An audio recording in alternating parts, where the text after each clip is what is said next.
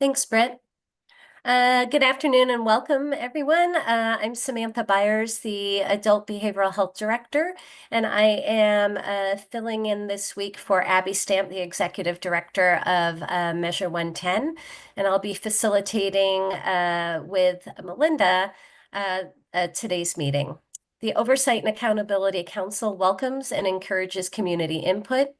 Members of the public are invited to submit public comments or get on our interested parties email list by emailing oha.measure110@oha.oregon.gov. That email address and more information about the council can be found on the Measure 110 OAC website. OAC members have asked that OHA and other staff who are present in the meeting space introduce themselves in the chat.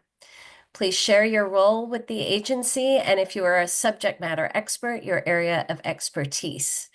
Before we present the body of work before the council today, I wanted to pass it over to our tri-chairs, any of our tri-chairs, in case there are any comments or other council business that you'd like to bring forward.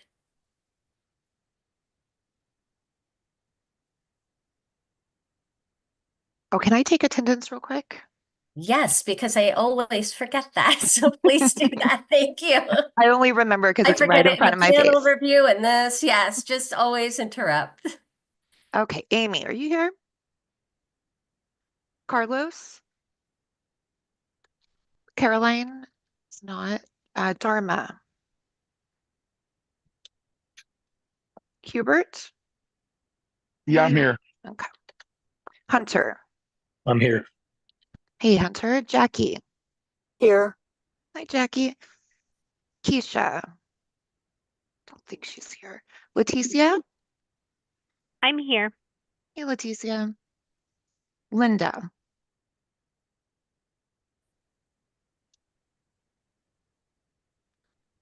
Melinda?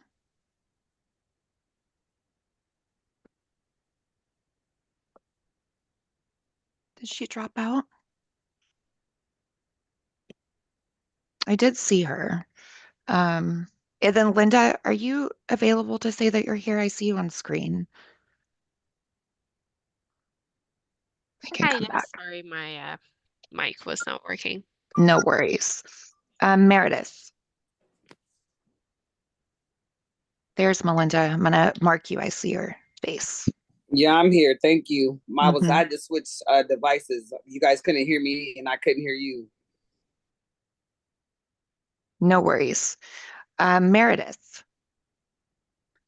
Morgan. Nicole. Onisha.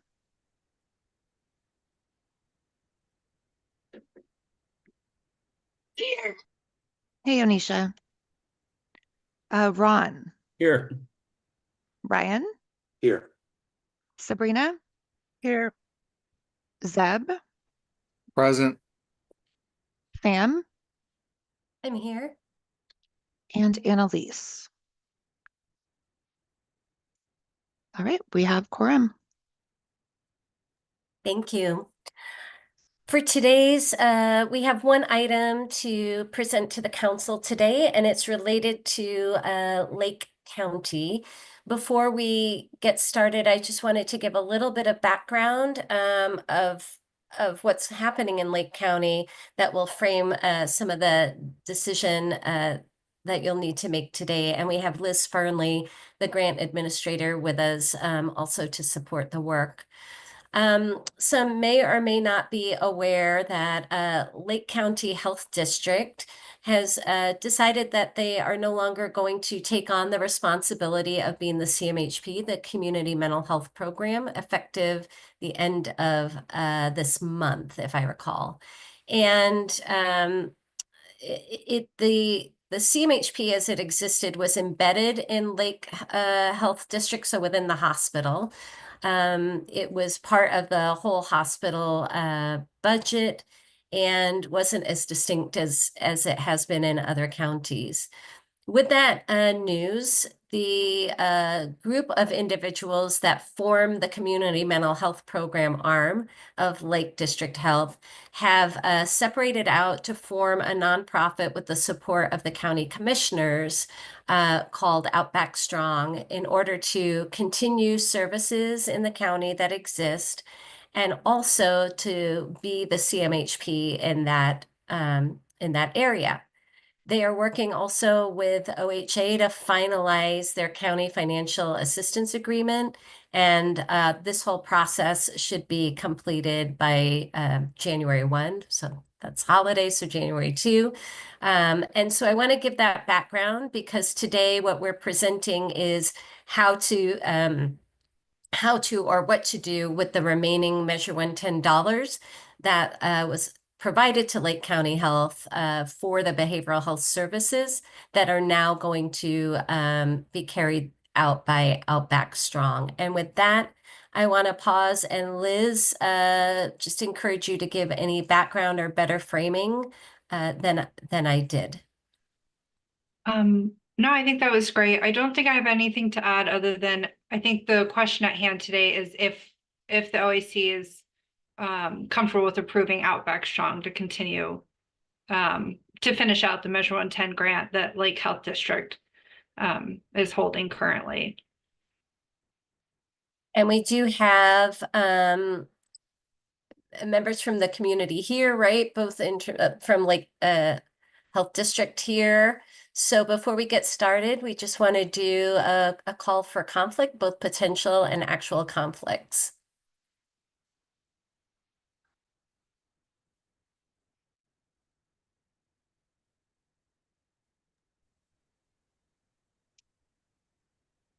I'll go ahead and let them in. Yes, please. Thank you. And we'll take that as no conflicts.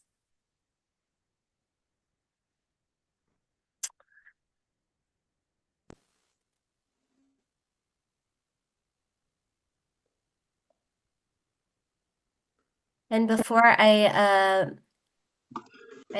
pass it to Lake Health District, just want to make sure that Heidi, Jeff, and Landon are with us. Yep, we're all here, I think. Terrific.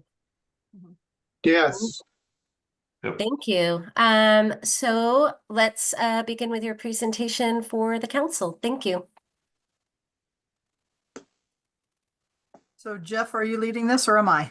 Good. Okay. All right, so I'd like to introduce myself. My name is Heidi Martinez. I'm the Executive Director for the Behavioral Health Services here in Lake County, Oregon. I have with me Jeff Cappy, who is our grants manager, and Landon Dibdahl is the CEO of the Lake District Hospital. And if we could go to the next slide, we're here to discuss the burn grant for the behavioral health services here in Lake County. So in 2016, the Lake District Hospital contracted with the county to provide the services of behavioral health. So essentially they applied to be the CMHP. However, with the way hospitals run and being brought in essentially as a department of the hospital, it wasn't really financially feasible to keep this model going. We've struggled over the years that we've been under the hospital umbrella. So when the hospital in October announced that they wanted to relinquish the responsibility for behavioral health services, there was discussion about giving it back to the county, which is usually how that happens. But the county also has a lot of things going on and didn't want to have to take responsibility for administering all these services. And so as the executive director, everyone kind of looked to me and said, if you stood up a nonprofit corporation and could contract with the county to be the CMHP, that might be the best way to go. So in November, Outback Strong Incorporated was formed. I responded to the commissioner's RFP. I put in my proposal that was accepted on December 4th. And then I immediately sent in my application to OHA for our certificate of approval. And I met with Mary Stone today, and that is in the works and being expedited to be approved.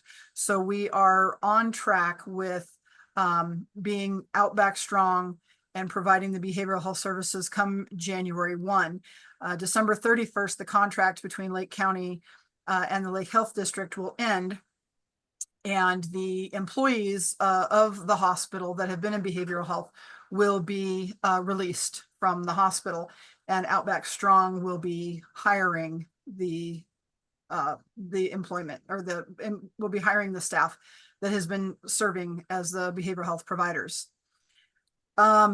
Lake Health District has been the only hospital that any of us are aware of in Oregon State that has done this model by taking in behavioral health, and it just doesn't seem to work well. And I think it's best for all parties that we part ways and be able to subsequently strengthen our prospective businesses. So on January 1st, Lake County will contract with Outback Strong to provide the behavioral health services in Lake County. So like I say, the CMHP has already been awarded. We just need to get that contract signed, and that should actually happen early next week. So if we can go to the next slide. So the request that we're here for today is to ask the Oversight and Accountability Council to allow Lake Health District, Outback Strong, and the Oregon Health Authority to enter into an assignment and assumption agreement so that we can transfer the N110 contract to Outback Strong and give us the ability to manage the funds for that grant. So next slide. So as we said, Lake County's contracting with Outback Strong. All Lake Health District health employees for behavioral health will be terminated at the end of this month, and January 1, they will start employment with Outback Strong, continuing to provide the behavioral health services that we've been providing for many, many years in this community. Next slide. So as of January 1, we will be able to provide the behavioral health services as the CMHP for Lake County.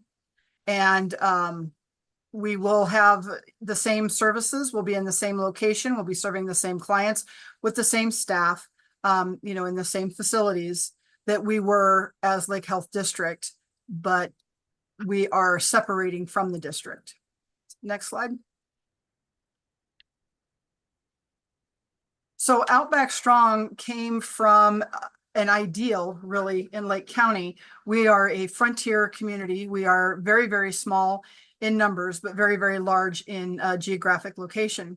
So in 2021, this idea of Outback Strong was formed to create a healthier Lake County by empowering people to take charge of their well-being.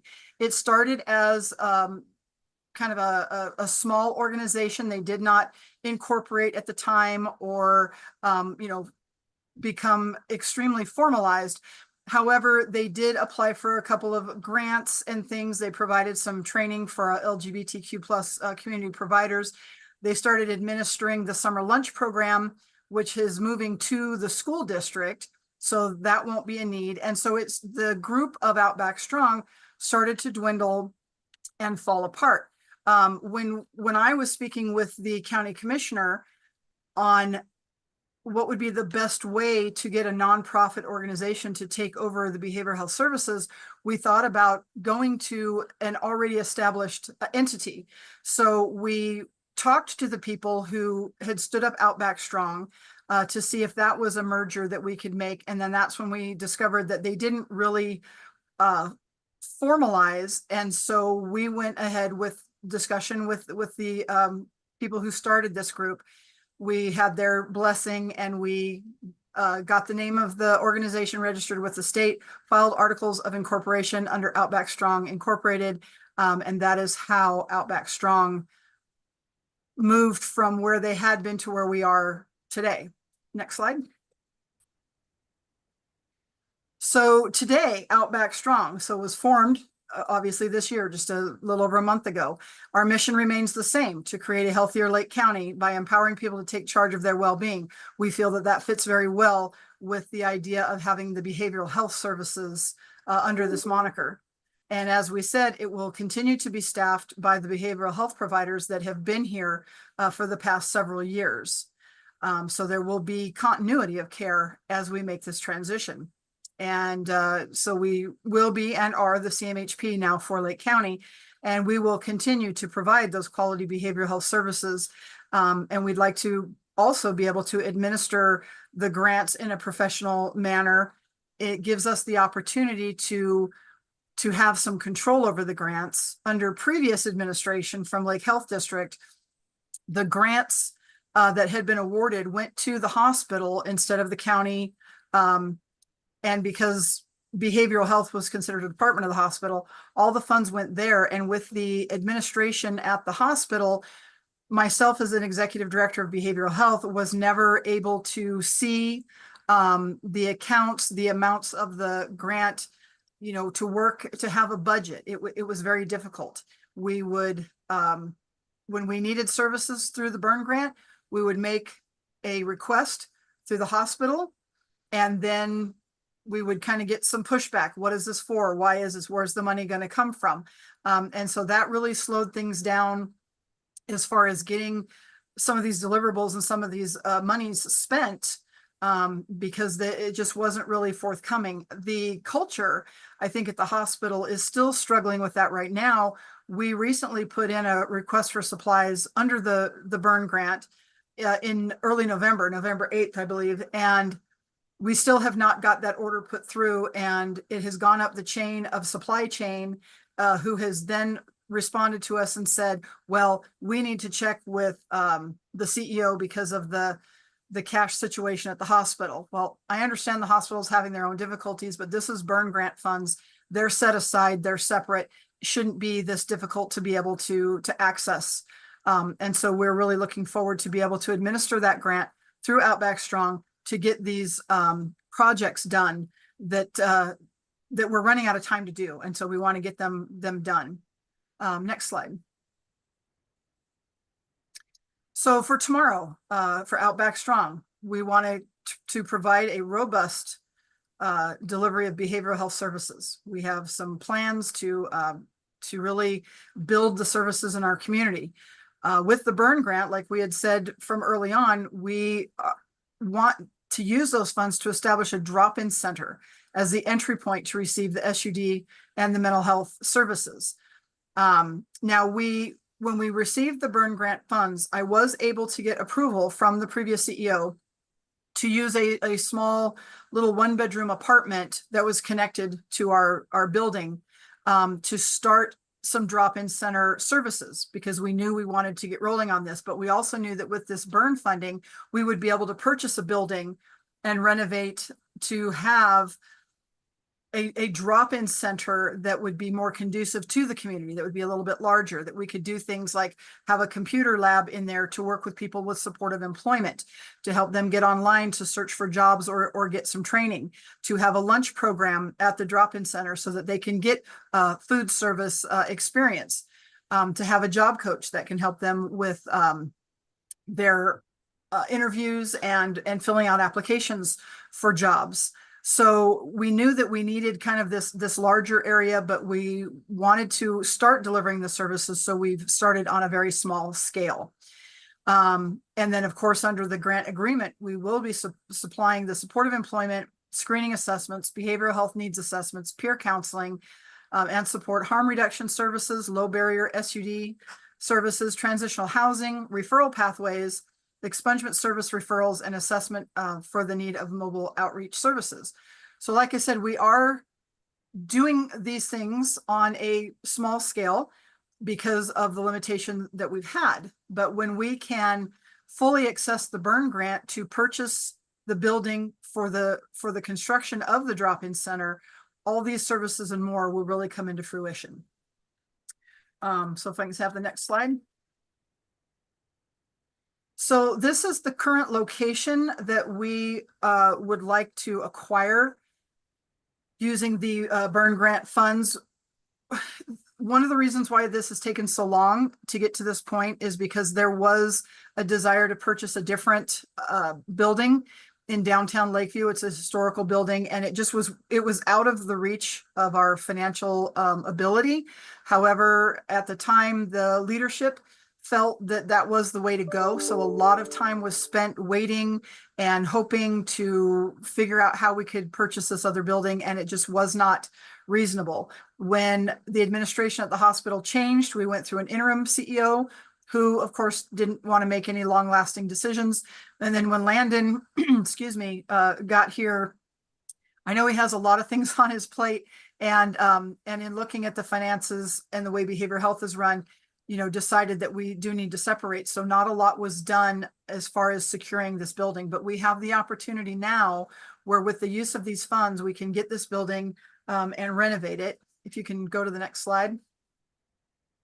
So this is a building that originally was acquired under previous administration, and the original plan was for this building to become the location for public health, which did not come to fruition. So, but in the meantime, as you see, all the new windows are there. They just need to be put in. Everything has been taken down to the studs so we can start building the space that we need as we need it. The roof has been replaced and the asbestos has been removed. So we've got a really good shell, shall we say, to move forward for this project. Next slide, please. So this is the floor plan that we have had designed by Anderson Engineering here in Lakeview, which outlines the drop-in center area with the computer lab, the spaces for doing skills groups, the kitchen, and then also offices for those individuals that will be providing the services for our peer supports and whatnot, so that we can have them there and available to individuals who walk in the front door and are looking for services. Next slide, please. I have been in contact with Anderson Engineering. I just received an email from them yesterday saying that they are finishing the plumbing and mechanical blueprints. They're going to put it out to bid in January. They are very aware of the timeline. They said we are looking at a completion of the project and move-in date by the end of May, early part of June at the latest. And so they'll be putting that out, and we are looking to have our move-in date, like I say, late May, 1st of June if it gets pushed at all. Next slide. So under the budget for the capital outlay, you know, like we've said, we had $855,000 that has sat there, I admit, because we have not been able to locate and start the process of the building, which now we will be able to do. As far as the other budget line items there, I've been told that, again, we haven't spent a lot, but as I've said, a lot of it is because we have received, under previous administration, we did receive a lot of pushback. And also, if you see on this budget, a lot of things do also point to the building. So, you know, the furniture, we didn't buy much furniture because we haven't had a building to furnish at this time. The technology infrastructure that will come into play with the supported employment piece, because we want to have the computers set up for what we need, and actually purchasing the computers and printers and things like that we'll need. The food, we want to do an active food lunch program, which again, we've been unable to do in our small location, but once we get moving forward in this new location, a lot of these things will open up and things will come to fruition of what we have wanted to do for a very long time now. Okay, next slide, please. So that is why we're here today, to ask for the transfer of that M110 contract to Outback Strong so that we can administer this. We will no longer be employees of the hospital district come January 1. So if we don't have the funds, we can't do this project. And if the hospital has the funds, they're not going to have the staff to administer the project. So that's why we are looking to make this change as a result of the termination between the hospital and behavioral health. Next slide. So we are on a tight timeline. It is unfortunate that this has to be moving so quickly. But this is just kind of the reality of the situation that we're in. And we did, I think Jeff told me that we did reach out originally back in October when we knew this was happening. And, with just timeframes and everybody's busy schedules, I know, like I say, we're kind of coming to the end of the time allotment, but, this is the reality of our situation. Just about everything else has been put into place. Like I say, we have the CMHP contract with the county. We're getting the COA from the state. I just spoke with them today, and all looks well for starting January 1. So this is kind of the final big piece to be able to move forward with these services. And then the final slide. So if you have any questions, obviously you can, ask them here, or this is our contact information. Feel free to reach out and give us a call and ask any questions that you might have. That's really all I have to share, unless Landon and Jeff have anything they would like to add. I'll go ahead and just talk real quick, briefly. I had my CFO kind of do a financial analysis on behavioral health, and we realized that the way things were set up with behavioral health, it didn't make sense for us to continue to offer those services. Also, how behavioral health was kind of absorbed into the hospital from previous administration was not really the way it should have been done. So a change needed to be made there regardless. And after kind of exploring the different options out there, we realized that, becoming a 501c3 would be the best option for behavioral health. It offers them an opportunity to take advantage of more grant opportunities, which in behavioral health, there are a lot of those opportunities out there. So this will offer them more. And again, just because we're ending our contract with behavioral health doesn't mean that, there's bad blood or anything like this. We still want to be community partners here and work together. I'll still work closely with Heidi. And we want to make sure that we serve our community. So that's what we're trying to do here, is find the best way to do that.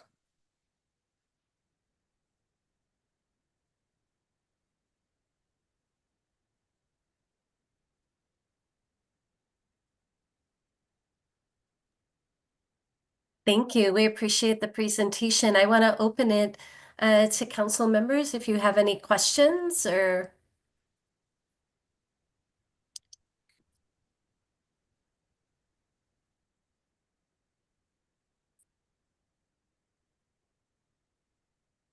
Melinda? Hi. I think the presentation was great. And I think that you guys are gonna be, if we do vote for that it's a good thing that this other place is gonna be able to take over and build out. At this time, especially because we're getting ready to issue our new grants to whoever applied. So I think that I think this will be a good move. I don't think that it's a bad idea. Thank you for your presentation. Thank you. Hey, Melinda, I thought I saw other hands up, but I don't want to. Ron? Yes, thank you very much. This was a great presentation. It's very clear, it's very thoughtful. The request is very specific. I just had a couple questions regarding the just kind of the overall program going forward.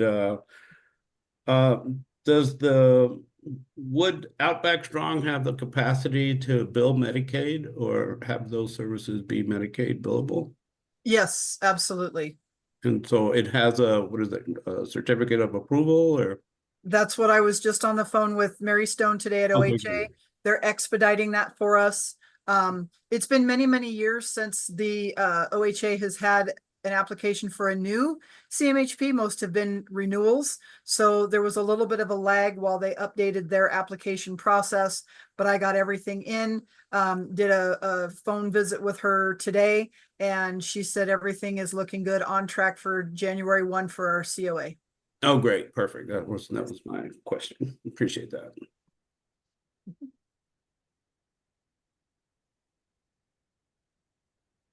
I have a question. have these funds been sitting in there since the extension of the grants that took place? I can't remember that was 18 months ago. Or is it like going back even farther to the initial grant process? Like, could you tell me that? I don't know how well I can answer that question. That might have to go to Landon if he knows historically. My understanding is, those burn grant funds had been given to the hospital. They were put in a restricted fund and they have essentially sat there. We have, drawn on that from time to time for some of the services that we have been able to deliver. I do know that there was a change that came about. I don't know if it was an extension. I know there was a little bit of adding to the funds, but I have not myself been able to manage those. So I don't know the status. So Landon or Jeff, do either of you have a response to that? Jeff might know that one. I do. We got the initial money and it was put in the bank, but then when the extension went into place, it wasn't a lump sum payment. It was either monthly or quarterly that they're sending them to us now. Yeah, quarterly. Right. Yeah, it's kind of a follow-up, and this was also in my mind, just in terms of how comfortable, are you, Heidi, with having a full accounting of all the resources that went to the hospital? Well, I'm comfortable in this process of being able to have some accountability, know what's going on with this grant, and be able to answer for the spending or lack thereof of the grant, because up until this point, I've not had that ability. With Jeff, he came on recently, just several months ago, and became the grant manager. And what we're doing is we're going to continue to contract with him at least through the end of this grant, so that we don't have to, as we become Outback Strong, if we get these grant funds, I don't have to hire a new person who then has to get caught up and understand. Jeff is going to carry us through on this. So we've got some of the history and he'll be able to help support us into the future for this grant. And so with that, I am very comfortable of being a part of this process. Thank you. Liz? Yeah, sorry, Liz Fernley, I'm a grant administrator for Measure 110. Just for background reference on Lake Health District's grant funds. So they were awarded these funds back at the very beginning, when we started sending out funds, I believe in July of 2022. In February of 2023, Lake Health District approached the OAC to redo their budget, where they put most of their budget into this building project, and the OAC voted to approve this. Unfortunately, in the meantime, that building project didn't happen for the reasons that Heidi has described in their presentation. And then during that time, we've checked in with Lake Health District on numerous occasions, and there was just various barriers to getting the building that they were trying to get. And so now what they're talking about today is shifting gears to a different building. Well, I'll speak on that real quick too. Previous administration kind of controlled the narrative with what building was going to be bought. Heidi didn't even really have much of a say in that. And thankfully, they didn't buy the building that they originally wanted to, because it would have been a disaster. It was falling apart, literally. It would have cost way more than what the burn grant had. So, and actually, it did fall apart. It's literally condemned now. The roof caved in August. So it was a good thing we did not buy that building. And actually, the plan that Heidi has moving forward here, I think, is going to work out really, really well. And I think that building will serve behavioral health in this community very well. Hunter? Yeah, thank you for the presentation. It was an excellent presentation. So I think what I'm hearing here is that not only are you asking us to transfer the previous burn grantee funds to this new NPO that you're starting up, but that also in the process of doing that, there will be less and possibly a cease of lagging to building, getting the services out, having the drop-in center in a large, not densely populated rural area that needs these services desperately. That's what I'm hearing. And so I think it's a great idea. And so I just wanted to add that. And thank you very much for your presentation again. Thank you. Ryan? Hi, congratulations on standing up a whole program in 3 months. That's not easy to do.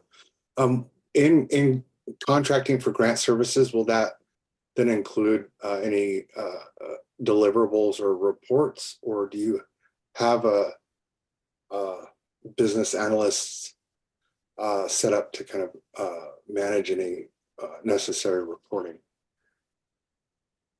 Well, that is something that Jeff will be continuing to help us through. Jeff, did you want to address that? Sure. Yeah, I formed my own grant management company, and I'm going to do these grants for Outback Strong, independent of the hospital. I'll do all the research, the financial record keeping, and the reporting to OHA. Thank you. Zeb? Yeah, and thank you guys for coming here today. I'm hoping you can help us out after hearing what's happened and stuff, and I'm glad you guys are bringing a solution to the table. What would could you guys pinpoint the areas? Like, was it bureaucracy, red tape? What was it that kind of led to those funds being not being utilized like they were initially intended? Could you guys give us an answer on that? I can probably answer that a little bit, and Heidi could jump in as well. Kind of like what I said before, it really comes down to previous administration. That's why this wasn't done. I mean, there's a lot of infighting amongst, the board, even themselves with the hospital, before people just not deciding on, how these funds should be utilized and not coming to an agreement on that. And again, not a lot of input from Heidi, honestly, very little input from Heidi previously, even though that's her entire department, her, now moving forward organization. Kind of surprising that that's how things were done in the past, but I would say that's why things sat for so long, is just to be blunt, the previous administration was just kind of in disarray. And I was able to come in April of this year and have been working on a financial turnaround strategy since I've been here, and I'm still in the middle of that, working on that. So.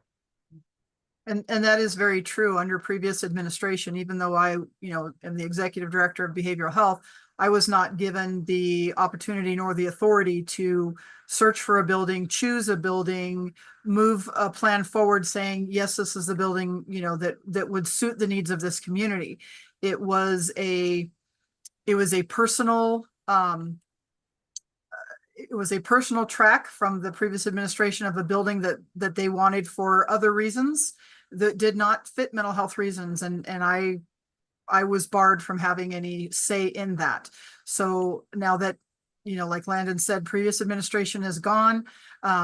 Landon is looking at turning things around. I think if financially it would have been feasible for behavioral health to stay with the hospital, I think Landon and I could have worked very well together. And I think he would have allowed me to take more of a lead in this project, but it didn't go that way. It went a different way.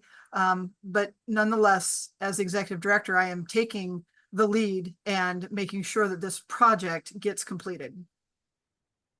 Thank you very much for your guys' response. And I really hope that this gives you the freedom to do what's best for the community. So thank you.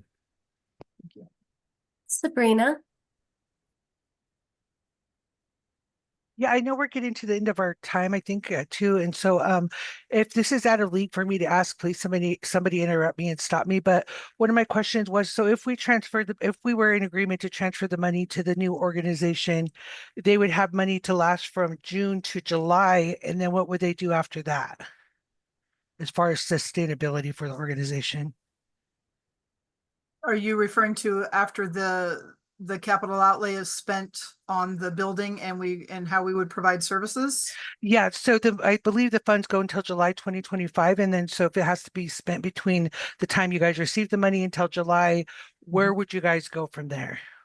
Well, from there, we would have the location that we need built up the way we need it. And then the staffing that I have, CRMs for the drop-in center. We have the drug and alcohol counselors available for services. We have the peer supports. And with the funding that we have for being the CMHP, we would be able to continue to provide the services that, like I say, right now, we're providing some just on a smaller scale. We get into that building, we open up the services more, we get the infrastructure that we need, and then we will just be able to continue paying the salaries of the staff that we have to provide the services. So one more follow-up. I hate to interrupt and I'll be really fast. So after you guys use Measure 110 funding, you guys should be fully sustainable on your own. Yes. Okay. Yes. And Sabrina, this is Sam, just to give some background to sort of how our structure works across the state. Heidi, as you mentioned, you have the staff already, which would allow getting the certificate of approval plus the type of staff at Outback Strong.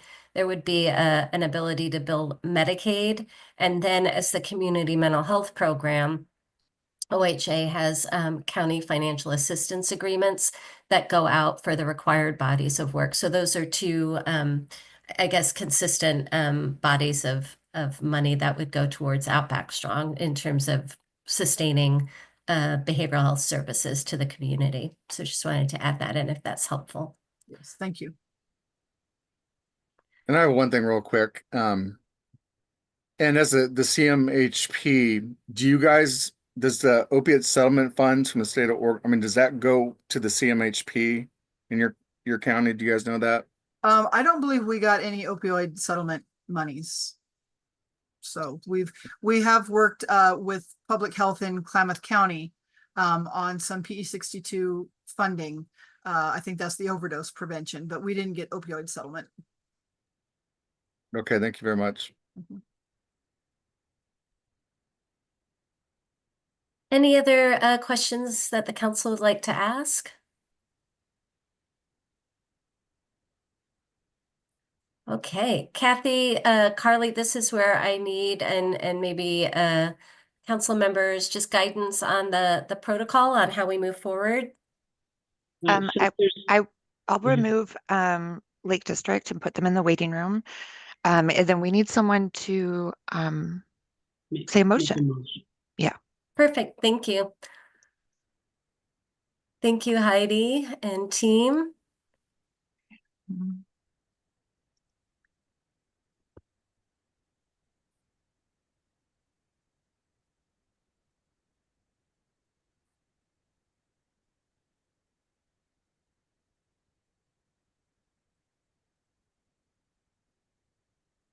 Okay, we're good to go.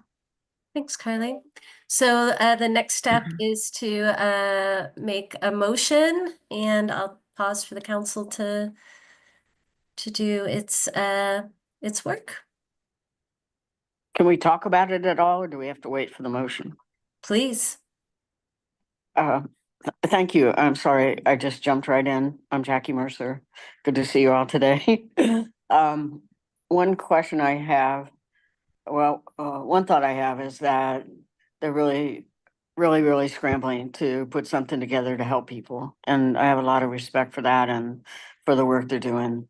I have some questions. I'm not totally sure that, I didn't know if we should make, if there's a decision to fund this, could we put it contingent upon the other steps happening that they need to happen for them as an organization like getting the certificate of approval and things like that. So that was one question.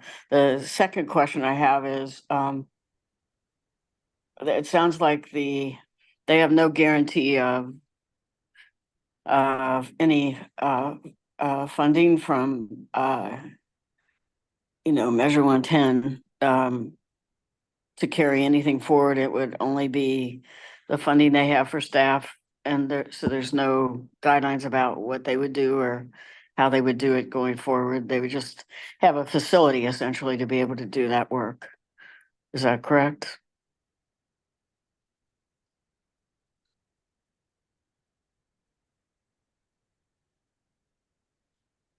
Liz, do you want to give some background for Jackie for that? Yeah, I want to make sure I'm understanding. Are you asking like what they would be responsible for providing if they were to take over this grant? Yes. Okay, they would be responsible for everything that Lake Health District is responsible for, which is providing services in every service category in the burn. So the building is part of their budget. It's not all of their budget, and they're still expected to provide like low barrier sud treatment, harm reduction, peer support services, all of it. Okay, thank you. What about their status? Are they okay to accept the money like right away, or is there anything else that needs to happen for them? I'm not sure, Sam, if you can speak to that or not. Well, they are an established nonprofit, so in that regard, I think from a Measure 110 perspective, that probably meets criteria and are registered with the Secretary of State. And then by January 1, they'll have their certificate of approval from OHA that will allow them to bill Medicaid. And so if that were not to happen or they got delayed, would that upset anything in their plans or? I think that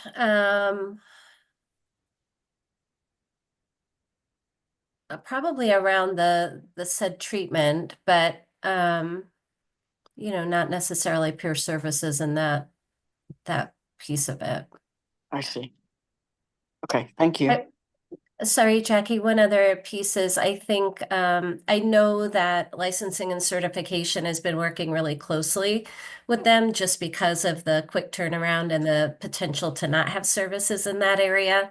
We can definitely follow up with more information for the council, but my usually by now, if they did not feel that they could complete that COA in the next what would be week and a half, we would already know that it was not viable. Sabrina? Yeah, so I think it's amazing work that they're doing, an amazing presentation. And I don't know if we've ever been in this place before where we subcontracting, okay, that's different. Moving around funds, okay, that's different. But we're totally doing something out of an element that I'm familiar with. And so I wanted to ask if there's any legalities or any other kind of things we're not thinking about that we should be thinking about that we're not aware of. I'd feel more comfortable knowing that before making a decision. Thanks, Sabrina. Lisa, I think I saw her just Yes. I think really, Sabrina, if I'm hearing you correctly, just asking for clarity that the process or the ask that's before the council is something that the council can vote on, and that it can be implemented. Yes, this is Lisa Gramp at DOJ, and yes, we've discussed this internally, and it is this is an appropriate process. I have no legal concerns. Sabrina, did that help? Okay, thumbs up. Yes, thank you. Great. Ron? Yes, thanks. Just for I don't know if I can ask about whether or not Lake Health District applied for a grant for the next cycle or the cycle that we're in. And if that were the case, would the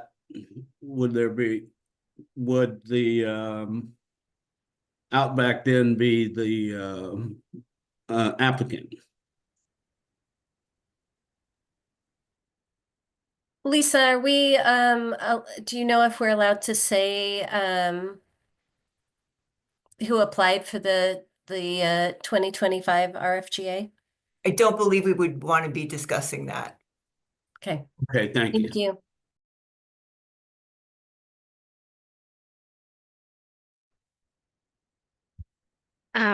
Can I make a motion? I move to approve an assignment and assumption between Lake Health District and Outback Strong to allow Outback Strong to assume Lake Health District's Measure 110 grant responsibilities, including their budget and all deliverables. I'll A second. second. Thank you. So we have a motion made by Linda to approve an assignment and assumption between Lake Health District and Outback Strong to allow Outback Strong to assume Lake Health District's Measure 110 grant responsibilities, including their budget and all deliverables. And I think Ron and Melinda were Melinda can have next it. for the second. Melinda can have it. All right, are we ready to vote? Or Keisha, did you have something to say? Yeah, I was just wondering, is Lake House, is that a approved Measure 110 grantee?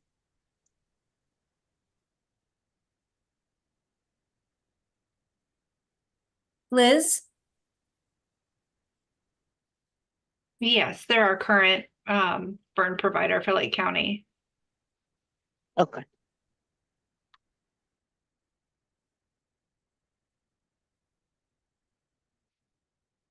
Okay, are we ready to vote? Yes, thanks, Carly.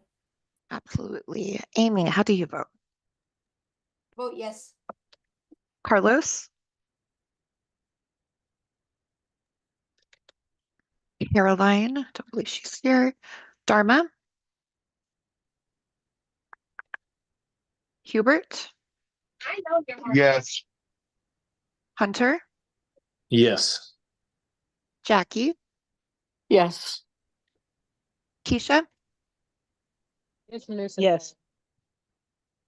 Leticia? Yes. Linda? Yes. Melinda? Yes. They are not here. Onisha?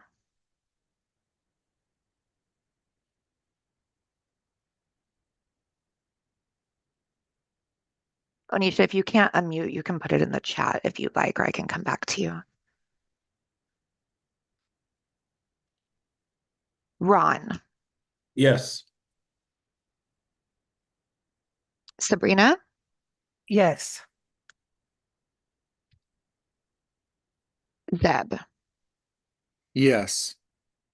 Oh, I skipped Ryan. Ryan. Yes. Sorry about that. And that passes with 13. Thank you, Carly. And did you see that Nicole also put in the chat a vote? I did, thank you. Okay, perfect. I just have one thing to say before we end real quick. I don't want to hold everybody up, but I want to bookmark this topic because this isn't the only county this has happened in.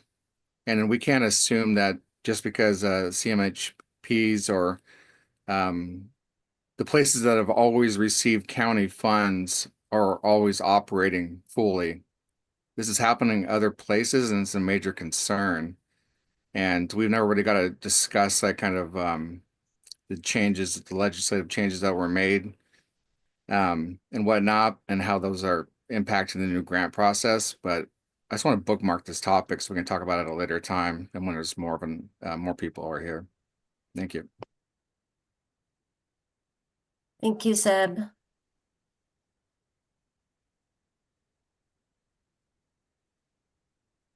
Kathy, Carly, next sort of order. I think that we can close. We're good to go. Okay. Thank you all so much for coming on a Friday. And if I don't see you until maybe the next review panel, have a safe and healthy week ahead during the holidays.